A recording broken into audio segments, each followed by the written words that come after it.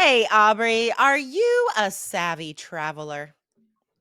I think I am. Yeah, I like to look for deals when booking flights and hotels. I think that makes me a savvy traveler. What about you? For sure. Um, I think most people listening are savvy For travelers. sure. If you're good at planning travel and you have traveled a lot, you're a savvy traveler. I think it comes with experience as well. Yeah, for sure. I think the first couple times I traveled, I didn't know what I was doing. I made some Right. mistakes Oh, for yeah, sure. for sure. So, guys, you know that traveling is definitely a hot IELTS topic. It could come up anywhere on the exam, right?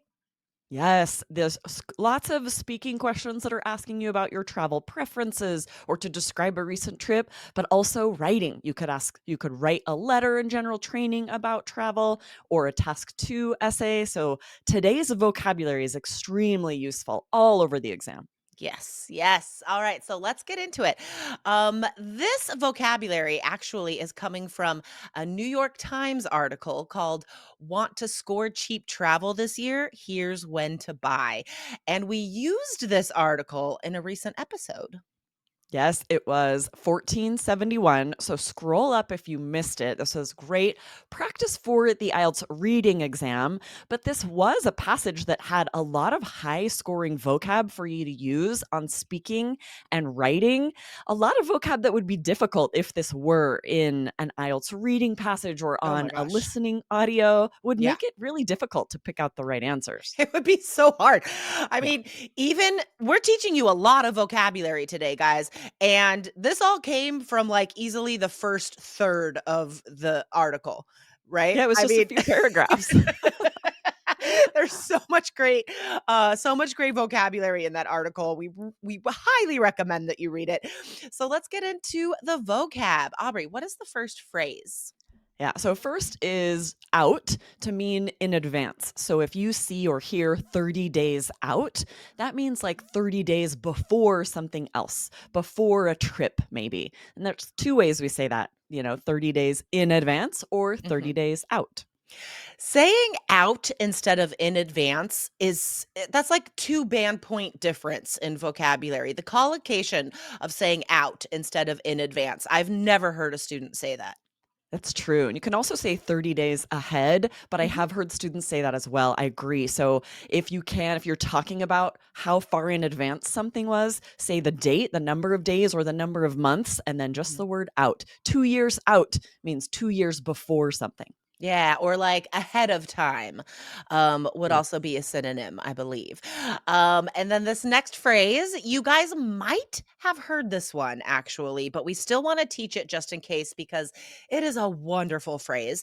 Off the beaten path or off the beaten track. I think I say track more often, but in the article it did say path. So, what does that mean to go off the beaten path? Yeah, this is especially when traveling a place that most people wouldn't know about or don't go to, like tourists don't know about it. So you would never say, like, the Eiffel Tower in Paris is off the beaten path. No, that's on the beaten path. We don't say it that Right. way, but Yeah. this is somewhere that most people wouldn't go to. I'm certain that our listeners like to go off the beaten path when they travel. Our listeners are brave, they're risk takers, right? They want to challenge themselves in an English speaking university in a different country. They want to challenge themselves by moving to another country. So, guys, I'm sure that you can use this when you describe your travel experiences on IELTS. And it's even more flexible than that because we use it not just about travel, but Yeah. maybe about careers. If you're like, my family expected me to be a doctor, but I decided to go off the beaten path and do something else, Yeah. right? We also Nice. use it just to do anything unexpected, like a change, something out of the ordinary. It is a flexible idiom. I love that. And in speaking part one, if you're describing your hometown, you could use this. Basically, anytime you're describing a place, or as Aubrey said, making a non traditional choice, you can use this idiom. Yes. Awesome. All right. Our next word is caveat, which means like one bad thing about a good situation. I hear this a lot. I use it a lot, I but it use is this a pretty lot. high level. It just sounds very polished and impressive, professional. Totally. Yeah, I use this word all the time. I don't know why, but it's become like one of my go-to words. It's because there's always a catch. There's another idiom, right? There's always a Yes. catch. Like nothing is ever perfect, basically. There's always a caveat. So it's like maybe you're looking for a new job, right? And you think you have scored like the perfect job, but there's one caveat. You have to move to Idaho or something. Like there's Ooh, like that's a big caveat. a big caveat. Or if you're asked about your favorite restaurant, be like, "Oh, this place has the best lobster bisque, but one caveat is it's 10 miles from my house." So anytime you're sharing about something you like or you do, you can add this and share one thing that's a little bit negative about it. Yeah. You know what just occurred to me? This would be a great word to use in writing task 2 as well, when you're talking about like advantages and disadvantages. So if your opinion is that this topic is generally advantageous, then the paragraph about what's not great, right, could be a paragraph about caveats, right? You could Ooh, use that in that's such a task good 2. idea. That'd be great. Yes, absolutely, and it's definitely formal enough, impressive enough for a task 2 essay. Great idea. 100%. Yeah. And our next word, guys, savvy. What just a fantastic adjective. We used that at the beginning of the show. How would you define savvy? That means, like, smart and clever. This is spelled a little tricky if you're using it for writing with Mm, 2 V's, savvy, which yeah, is really rare in English, so definitely pay attention to the spelling if using it in an essay. that's a good tip. But since this word, it's high level, but the meaning is easy. It's just like clever, right? Um, Right. Because the meaning is easy, guys, you can definitely use this in so many places. Anytime you're describing yourself, describing other people, you can say that someone is savvy about something and then give an example about how they're so smart, right? Yes, and it can be used to describe companies and governments, Yeah. so then it could be useful in both part 3 and IELTS task 2 because you're sharing what they have done that is also smart. Maybe a good policy you could call savvy. Totally. Like in a problem solution essay, right? You could say one savvy solution would be Yes, perfect. All right, this next phrase is also a lovely phrase, and I think it's easy to use and impressive. Tried and true. So this is an adjective phrase. How would you define this? Yeah, like dependable, something that always works.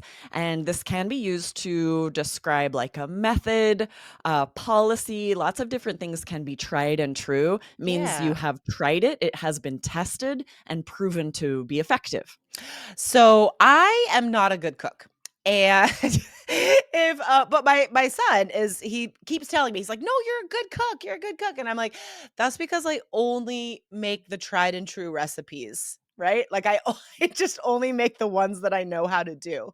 Right? I know I can do this. I know you're going to like it. We'll stick with that. And then I'm a good cook. So there you go. You can also I'm not use it. making a beef Wellington that I I know. know is not going to turn out. No, like, chicken cordon bleu in this house. Nope. We're Nope. about, like, spaghetti and meatballs. But Right. anyway, just to show you how flexible that phrase is, guys, right? So you could even use it, in part 1 questions about cooking. There you go. This next word is very high level, and I really like it, leeway. I've never heard a student say that. I don't think I have either. It is less common. Yeah, It means like the amount of freedom to act or move that is available. So this could definitely be useful in IELTS speaking questions. Even if you're asked about like your job, for example, you yeah. could say, "My boss gives me a lot of leeway with my schedule." Means sort of the same as flexibility. Totally. Yeah. Leeway is just like an amount of freedom that you have. So, yeah, I think this is perfect for speaking part 1 questions about work because either you do have a lot of leeway as far as decision making, as far Mhm. as vacation, sick time, work schedule, or you don't have a lot of Right. leeway, right? You have to adhere to strict expectations. So you could use it in the negative and say, I don't have a lot of leeway.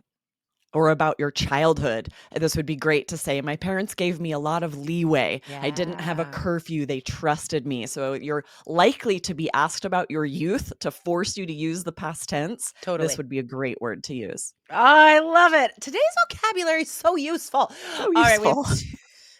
two more phrases, guys. Off season. Hmm. You guys might be able to guess what that means if you don't already know. So, off season, to describe travel, because that is our topic today. Off season would just be like any time that tourists don't normally go there. Right, exactly. So this was tricky in the episode. If you missed it, one of the questions was asking if people should travel during the holidays.